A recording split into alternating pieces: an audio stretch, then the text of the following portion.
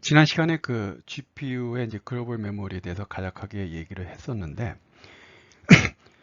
그 여기서 지금 하는 내용, 요 내용은 엔비디아 GPU에 관련된 거고요. 그 내용은 여기 쿠다시 프로그래밍 가이드의 내용을 발췌한 겁니다. 따라서 이제 엔비디아 GPU에 맞는 내용인데, 예를 들어서 AMD에서는 내용이 조금 다를 수 있어요. 근데 다르다는 게 뭔가 어떤 뭐 숫자 같은 게 좀 다를 수 있고 캐싱하는 방법이 조금씩 다를 수 있지만 전반적인 내용은 보편적이라고 할 수 있으니까 잘 듣고요. 그리고 여러분들이 이제 진짜 실전에서 최적의 GPU 코드를 작성하겠다.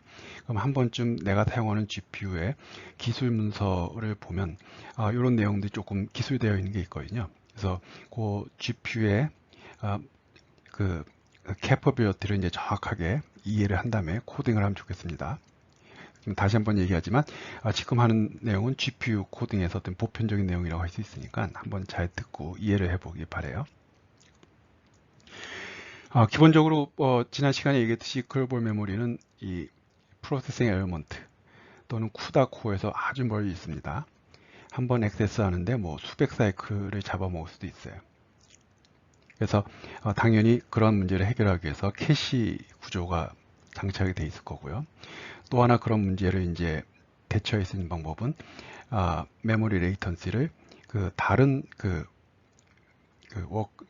웨이프런트 또는 와플 수행을 시킴으로써 그 기다리는 동안에 그 프로세싱 엘리먼트가 일하게 해주는 즉 ALU 오퍼레이션으로 메모리 레이턴시를 하이딩하는 뭐 그런 방식으로도 대처할 수 있고요.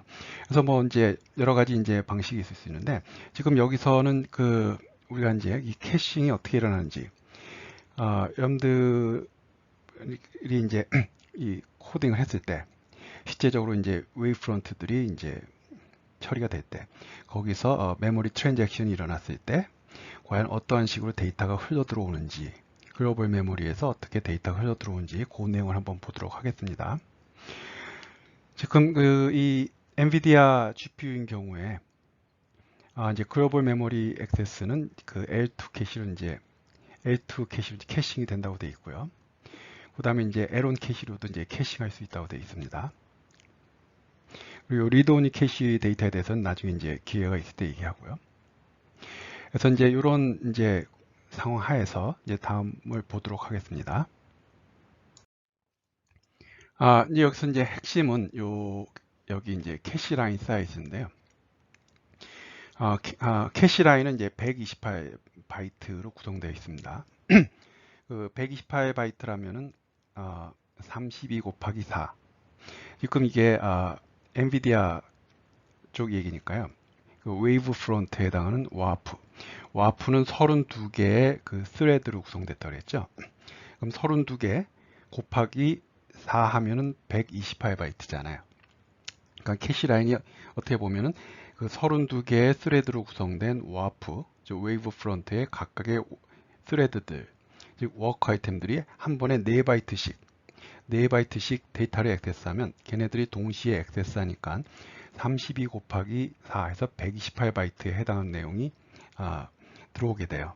그래서 우리가 어떤 프로그래밍을 할 때 4바이트짜리 변수 타입은 아주 우리한테 자연스러운 거니까 이 128도 32개와 128 간의 그런 관계, 즉 와플을 구성하는 32개의 그 스레드들 32개, 그 다음에 4바이트 하면 자연스럽게 이제 128이라는 숫자가 기억이 될 겁니다.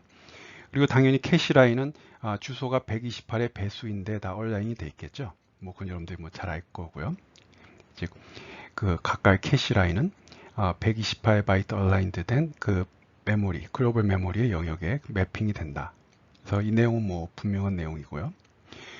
그래서 이제 그 와프, 즉 웨이브 프론트가 32개가 동시에 이제 메모리를 액세스할 때 데이터가 그 L1, L2 캐시에 그 둘 다 그 캐싱이 되는 상황이라면 128바이트 메모리 트랜잭션이 일어납니다. 그러니까 128바이트 메모리 트랜잭션이 일어난다는 게 128 단위로 128바이트씩 쭉쭉 내려오는 거죠. 데이터가. 당연히 얼라인드 돼서 그 얼라인드 된 영역 앞에서 얼라인드 됐다고 한 그 영역에서 128바이트씩 쭉쭉 내려오는 거죠. 근데 경우에 따라서 L2 캐시에만 캐싱이 되고 L1 캐시에는 캐싱이 안 되는 상황이라면 32바이트 메모리 트랜잭션이 일어나요. 32바이트 메모리 트랜잭션이 일어납니다. 그래서 그 사실은 이제 여러분들이 잘 이해를 하기 바래요. 그래서 이 상황에서 여러분들이 우리가 이제 상상을 해보면 그 이 32개 한 와프, 즉 웨이브 프론트의 32개의 스레드, 32개의 워크 아이템이 예를 들어서 각각이 플로트 타입의 변수를 액세스한다 그랬을 때 총 128바이트, 총 128바이트 데이터를 이제 쭉 액세스하는데 만약에 그 128바이트가 딱 그 128바이트 얼라인드 세그먼트에 존재한다면 그리고 L1, L2 캐시에 캐싱이 되는 상황이라면 이 128바이트 메모리 트랜잭션이 한 번만 쫙 하면서 동시에 이 32개의 스레드가 원하는 128바이트가 동시에 한번 쫙 내려오겠죠. 왜? 둘 다 캐시가 되는 경우에는 128바이트 메모리 트랜잭션이 일어난다니까 한 번만 메모리 트랜잭션이 일어나면 동시에 얘네들 32개가 원하는 데이터가 흘러 들어오잖아요. 근데 이렇게 메모리 액세스가 상당히 다이버전트하다, 난잡하게 펼쳐져 있다. 그러면은 이런 상황이라면 분명히 128바이트 영역에 있질 않을 거예요. 그럼 여기 얘네들 갖고 오기에서 128바이트 메모리 트랜잭션이 한번 일어나고요. 또 이 부분 가져오기 위해서 128바이트 메모리 트랜잭션이 일어나고요. 마지막에 요거 하나 갖고 오자고 나머지 부분에 대한 128바이트 영역에 대한 그 메모리 트랜잭션이 일어나고요. 그래서 세 번에 걸친 메모리 트랜잭션이 일어날 수 있는 상황이 생길 수 있잖아요. 그렇죠? 예를 들어서 여기가 128바이트 영역이라면 요거 하나 갖고 오기 위해서 이쪽 128바이트 메모리 트랜잭션이 일어나고 요거 하나 갖고 오기 위해서 이쪽에서 128바이트 메모리 트랜잭션이 일어나니까 아까처럼 128바이트 메모리 트랜잭션 한 번만 일어나면 되는데 똑같이 32개의 스레드, 32개의 워크 아이템이 원하는 데이터를 갖고 오기 위해서 세 번에 걸친 128바이트 메모리 트랜잭션이 일어나는 거죠.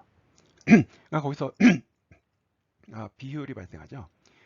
요거 4바이트 갖고 오기 위해서 128바이트 메모리 트랜잭션이 일어나니까 항상 메모리 밴드위드스는 제한이 걸려 있는데 그리고 많은 이 와프들이 메모리를 막 액세스하려고 서로 경쟁하고 있는데 이러한 비효율적인 메모리 트랜잭션이 일어나면은 성능 저하에 많은 영향을 미치겠죠. 물론 여기 있는 메모리 트랜잭션이 일어나는 게 또 딴 데서 걔를 액세스를 해서 뭐 더 사용할 수도 있겠지만 그냥 요거 하나만 놓고 보면 이러한 형태로 다이버전트하게 메모리를 액세스하는 것보다는 이렇게 로컬리티가 아주 높게 메모리를 액세스하는 게 뭔가 여러분들이 봐도 메모리 트래픽을 상당히 줄일 수 있는 메모리 오버헤드를 데이터 트랜스퍼에 있어서의 그 오버헤드를 줄이는데 상당히 도움이 될 거라는 거는 아마 여러분들도 이제 생각할 수 있을 겁니다. 그래서 이제 지금 얘기한 거를 한 줄 이제 요약을 했어요. 그래서 글로벌 메모리를 액세스할 때 각각의 메모리 리퀘스트, 여기서 얘기하는 각각의 메모리 리퀘스트는 각각의 웨이브 프론트 또는 쿠다니까 와프가 32개가 동시에 32개의 스레드가 메모리를 액세스할 때 그거는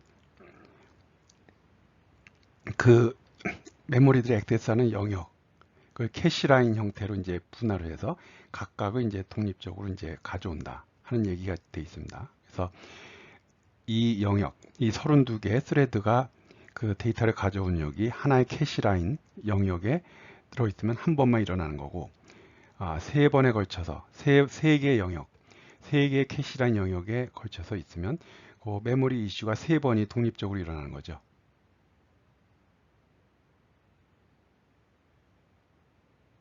그래서 이거고요. 그래서